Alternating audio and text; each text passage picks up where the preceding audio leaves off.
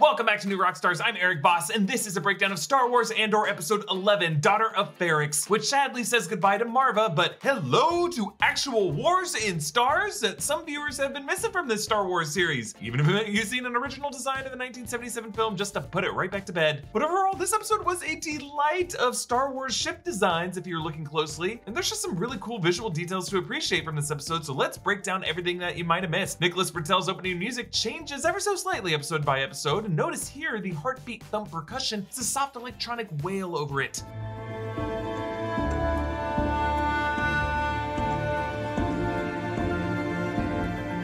And you can compare this to the electronic whimpers of B2EMO, for whom this episode shoots the removal and procession of Maarva's body by the Daughters of Ferrix. But we open on Cassian and Melshi clutching a cliff on Narkina 5, their hands and feet chapped and bloody, shoes and gloves, two things that would be helpful right now, and two things the series has depicted regulated as part of an Imperial machine. Even now, the Empire forcing these prisoners to be shoeless is something that they have to fight through. Now, the Imperial vessel that they hide from is actually a TIE Reaper, a ship originally designed for Rogue One. It transported Death Troopers to Scarif, and it's since showed up in Jedi Fallen Order and other places. The idea that Death Troopers could be the ones searching for these escaped prisoners right now makes this all a lot scarier. Melshi says, I can't climb back up.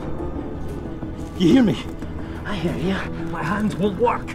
I said, I hear you. Yes, climb! The recurring order with Cassian. Kino screamed it to the prisoners to escape. Nemik screamed it so they could escape Aldhani. It's gonna be K2SO's final word. And now Cassian encourages Melshi to climb. And Cassian also says, I hear you. An inverse to the nobody's listening deafness of the Empire. Nobody's listening being the title of episode 9. And Melshi goes in the scene from telling Andor to stop telling him they're leaving to tell me they're leaving.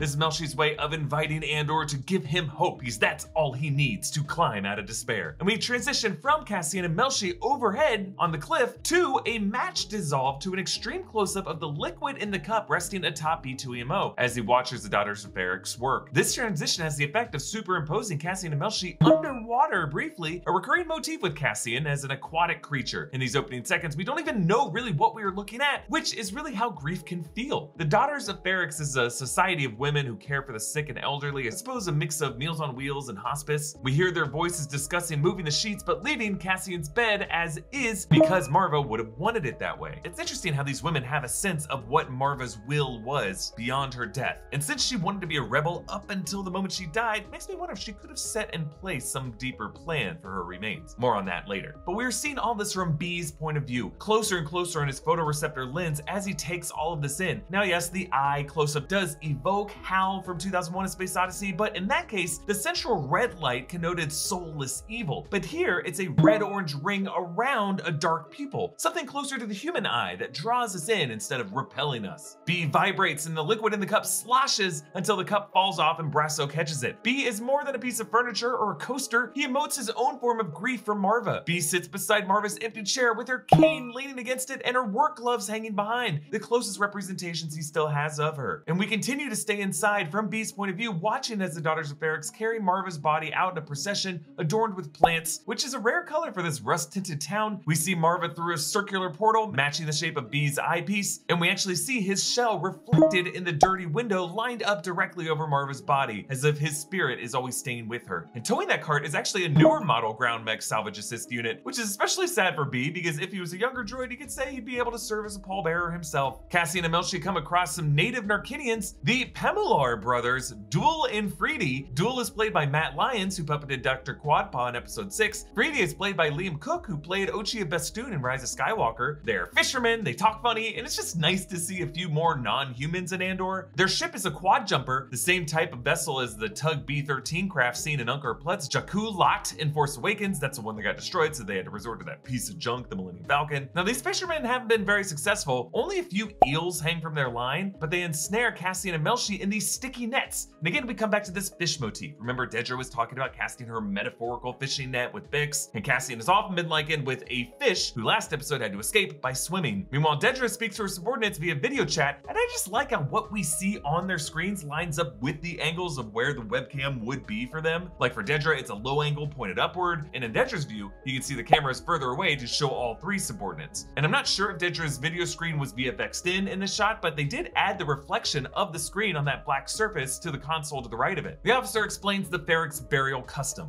The dead are bricked They mix your ashes with mortar and local stone dust, put your name on and fire it up. You become a block of Ferrix brick. And then what? They find you a wall. Yes, I love the idea that the dead on Ferrix become part of the architecture of the town. The flat surface that echoes the Beskar bell twice a day and helps echo their 5050 metal ringing anytime they want to alert each other. The Narkinians comment on their catch. Moisey moi. Prison here. Escapers. 2Z2. 1,000 each, the offer be. Yeah, I really love the cultural design with the language there. There's some consistent Ned Flanders-esque prefixes on the interjections. My-zy my, 2Z2. My-zy my, neighborino. And I like how Freedy has the stump arm with an attachable appendage with the blade on it. His other hand is covered in residue. And I like that head plate from an injury, but with long black hair and a bun behind it. There's just a lot of stuff going on with this guy. He's a true feast. But since the bounty is dead or alive, Duel feels mercy for them, agreeing that it was the Empire's fault that the water on Narkina 5 has been polluted to kill all the fish. Clea, meanwhile, is using water to spray dirt off a medallion, another extreme close-up of sloshing water in this episode. Vel enters the shop, and as the scene begins, Clea refuses to drop her antique steel or patter while her face is in the view of the window. Only when she faces away later in the scene is she able to speak plainly. Now, initially, Clea and Vel are framed at the far ends of their frames with lots of room behind them, creating an illusion that they are alone in different rooms, talking past each other, or perhaps spies sitting on back-to-back park benches, speaking in code. I also appreciate how Clea's got the Star Killer armor behind her, backing her up. What you got, Vel? Padme's headdress, a Twi'lek Calicori? Get the f out. Vel asks Clea what she's done for the rebellion lately, and Clea gives Vel her version of Luthen's speech last episode. I don't have lately. I have always. I've a constant blur of plates spinning and knives on the floor and needy, panicked faces at the window, of which you are but one of many. Knives on the floor. What an image. One knife on the floor during a fight is chaos, right? Who's gonna grab it? Where's it gonna slide next? The tide can turn in any direction. But several knives on the floor is that amplified. It's impossible to know what's in play at any given moment and which way the war is gonna go. And I love this. The relic that they stand beside is actually a real-world Aztec calendar, also referred to as a sunstone. It shows the previous 4 worlds and how they came to an end. Now, since this shop also contains Indiana Jones Easter eggs, these items are really just set decorator nods and not meant to have continuity implications. But sure, yes, the aliens who helped the Aztecs and Mayans actually came from a galaxy far, far away a long time ago.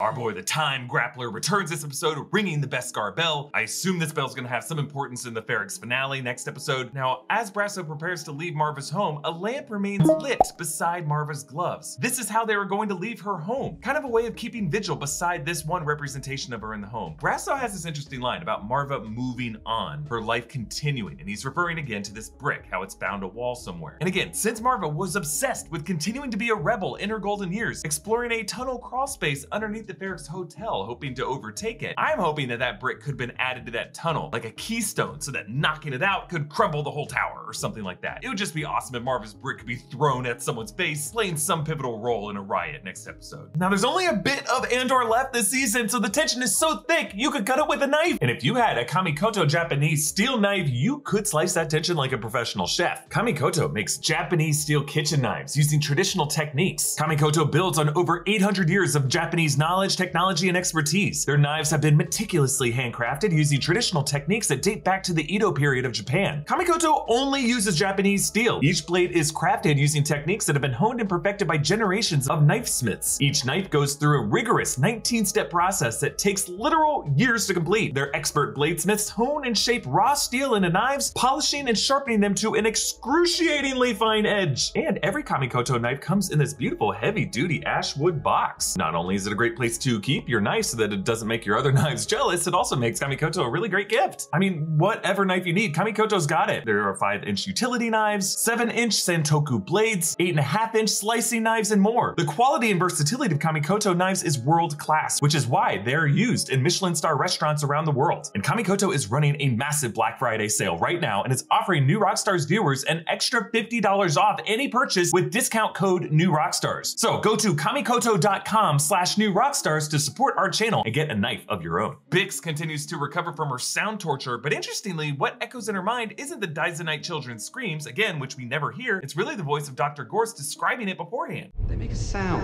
as they die, sort of poor, agonized, pleading. If you're having difficulty speaking, just shake your head. Doesn't take long.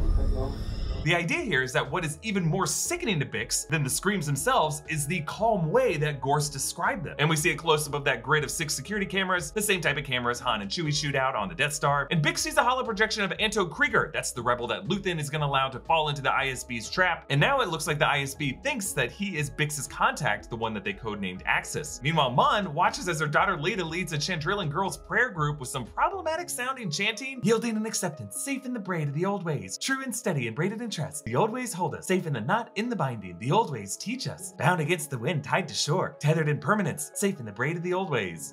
Cool. You really don't want to just play soccer? But this gives us some deeper context to Leda's hair braids. They are part of a Chandrillan dogma to bound and confine themselves in old traditions, protect against the wind or the undertow. If this is Leda's way of rebelling against her more open-minded parents, she might actually welcome an arranged marriage with Pavo Skolden's son. Now, Vel is horrified by this, but Mon tells her that this is trending back, showing how Imperial culture is having a neoconservative trickle-down effect on society. Now, philosophically, this also contrasts the more natural tenets of the Jedi Code, at least as described by Luke in The Last Jedi, a balance that embraces the chaos of the weather and the crashing waves. This also makes us wonder if Leia Organa's tight hair buns might be part of a disguise that she wears to feign adherence to the old ways of Alderaan and subservience to the Empire. Notice how in Return of the Jedi, she lets her hair down, free for the wind to catch it. Linus Mosk from earlier in the season calls Cyril Karn in the middle of the night. Mosk is now working as a smelter, still in Organa 1. I like how Cyril waves his mom out of the room. Shut up, Mom, I'm on the phone! And later, when he steals some money from her safe, it's clear that all the characters are headed back to Ferrix for the finale. Back on Niamos, a few blue birds fight over food on the seashore. I find it interesting this episode as compared to last episode, no one is hanging out on the beach this time. I'm thinking it's because all those shore troopers kept finding bogus excuses to arrest people and scared everyone off. And structurally, I like how this season is really retracing its steps back. We went to the bottom layer of hell on Arkina, and now we're heading back to Niamos, and then in the finale, we'll head back to Ferrix. Cassian sneaks into his hotel room while new guests are sleeping to find his lockbox with credits, blasters, and Nemik's manifesto. Tyranny required. Yes, that was Nemik's voice there, saying tyranny requires. That comes at the end of this Orabesh that you can briefly see on the screen. It translates to control is so desperate because it's so unnatural. Tyranny requires, and I like this idea, control is desperate. It's the opposite of what Cassian told Kino last episode, power doesn't panic. But both are true. Real power does not panic, but the active attempt to control is really an act of desperation. Luthen visits Saw Gerrera's camp and runs into Benthic Two Tubes, whom he just calls Tubes, one of the Two Tubes brothers who shows up in Rogue One. Also in the camp are 2 early model X-Wings. These are not Z-95 starfighters anymore because these have astromech droid ports and the Z-95s did not. You can also see Morloff from Rogue One patrolling in the background. Saw tells Luthen that he now wants to join Krieger on the Spellhouse mission, but Luthen tells him that he is letting the Spellhouse mission fail and Krieger to get caught. It's interesting how Luthen is showing his cards to Saw, which signals to Saw, one, how ruthless Luthen actually is, but more importantly, brings Saw into the inner circle of trust. He's training him. It's your decision.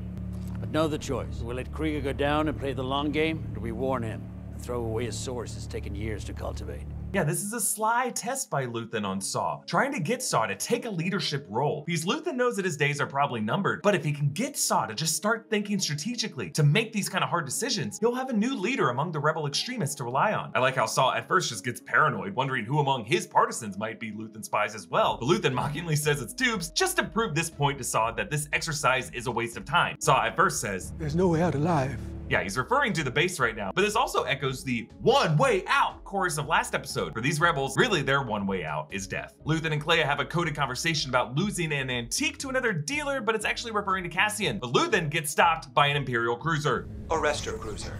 Cantwell-class. This was actually designed from artist Colin Cantwell for the 1977 Star Wars. It was rejected, but was later brought back in the Imperial recruitment video on Solo: A Star Wars Story. A nice tribute to Colin Cantwell, who passed away earlier this year. Luthen and his Fondor Haulcraft send an active Alderaanian transponder ID, and the fact that they use an Alderaanian one might lead the Empire to increasingly distrust Alderaan for having some rebel connections. They use their tractor beam on the front of it to draw in the Fondor Haulcraft, but after the Haulcraft can calibrate that beam, Luthen then hits the thrusters a bit, which gives the Imperials a tug, like a surprisingly big fish on a line. Again, fishermen and fish. But Luthen intentionally pulls harder, knowing that these Imperials will have to escalate the tractor beam in order to reel him in. This is part of his genius strategy. He's using this to spring his trap, basically pulling back a slingshot. Because when he unleashes that spray of shrapnel, now that the tractor beam is up to 5, it turns that shrapnel into bullets that slingshot it all into the beacon dish and chews it up. So then the cruiser releases 3 TIE fighters and a double pod TIE shuttle, which is first shown in Empire Strikes Back. I know, I thought it was a TIE bomber at first too, but if you look closely, it does not have that lower bomb deploying appendage. Also, why would you release a TIE bomber in this particular scenario? But Luthen proves he is one hell of a pilot. He shoots the shuttle first, and then takes out one of the fighters, and then he activates these 2 side lasers and destroys the other 2 fighters doing a barrel roll, the kind of move that Anakin Skywalker loved to do.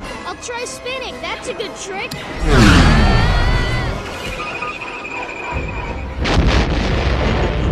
Cassian calls Denmon, who tells him that Maarva is dead. Now, if you look closely, Zan has a bunch of screens showing a bunch of familiar ship schematics. On the right, that is a Utilipede transport, which is actually created for Galaxy's Edge in Disneyland. If you go to Disneyland, you'll notice this thing has boxes marked 70, 80, and 83. These are for the release years of the original trilogy films. And then over on the left, that's a Corellian YT 1930 light freighter, similar but not the same model as the Millennium Falcon. Cassian and Melshi decide to split up so that more people will find out what the Empire is doing on Arcana 5, and Cassian is left alone, looking out over the water as the sun beams through the clouds. This visual echoes his future death on the beach with Jyn Erso as the Death Star beams down onto the Scarif base. This is where these two, like Luthen said last episode, burn their lives to make a sunrise they know they'll never see. Now, my breakdown of the finale episode next week will not come out the next day because that'll be Thanksgiving and we're gonna take some time off. So our breakdown of the Andor finale episode will come out the following Monday. Thank you preemptively for your patience. You can follow me on TikTok, Instagram, and Twitter at Erik Voss. Follow New Rockstars, subscribe to New Rockstars for more analysis of everything you love. Thanks for watching. Bye.